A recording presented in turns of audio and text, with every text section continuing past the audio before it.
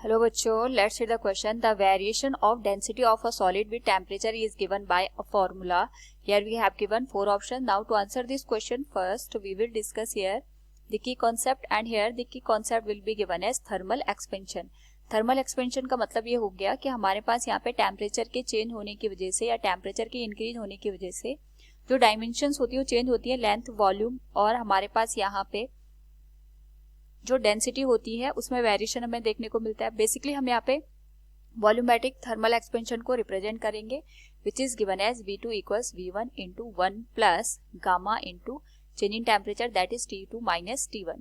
Now according to the question यहाँ पे अगर हम ऑब्जर्व करें तो क्वेश्चन के अकॉर्डिंग हमसे डेंसिटी का चेंज पूछा गया है एज टेम्परेचर गेट चेंजेस. तो सबसे पहले हम ये देखेंगे, हमारे पास सपोज कोई ऑब्जेक्ट है, इसका जो इनिशियल वॉल्यूम है इसको हम यहाँ पे V1 से रिप्रेजेंट करते हैं. तो initial volume will be given as V1 और यहाँ पे जो हमारे पास फाइनल वॉल्यूम गिवन है it is given as V2. Temperature change हो रहा है T1 से T2, यानी T2 का जो अमाउंट है वो ज्यादा है T1 के कंपैरिजन में.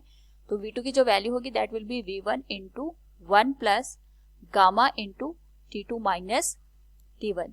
This will be given as equation number first. And we know that हमारे पास यहाँ पे जो डेंसिटी होती है it is given as mass divided by volume. यहाँ पे अगर हम D1 को रिप्रेजेंट करें तो ये आ जाएगा m divided bye V1.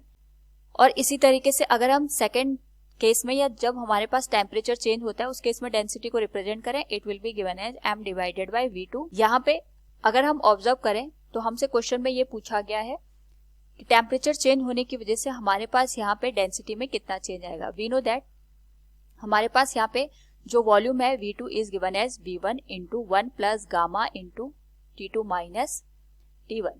Now हम यहाँ पे वॉल्यूम को इस तरीके से लिख सकते हैं, मास डिवाइडेड बाय डेंसिटी.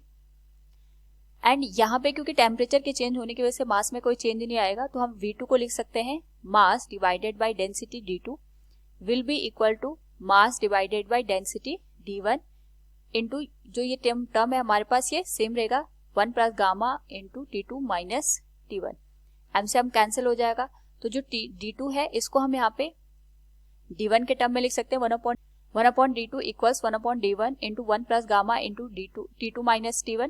उसका रेसिप्रोकल हो जाएगा D1 divided by 1 plus gamma into T2 minus T1. This will be the change in density, यानी हमारे पास जो इनिशियल डेंसिटी थी टेम्परेचर चेंज होने की वजह से उसमें जो चेंजेस हमें देखने को मिलेंगे that will become D1 divided by 1 plus gamma into T2 minus T1. So from the given question we can say here the variation of density of solid with temperature is given by the formula D2 equals D1 divided by 1 plus gamma into T2 minus T1. Option first will be the right answer. Hope all you understood it. Thank you and best of luck.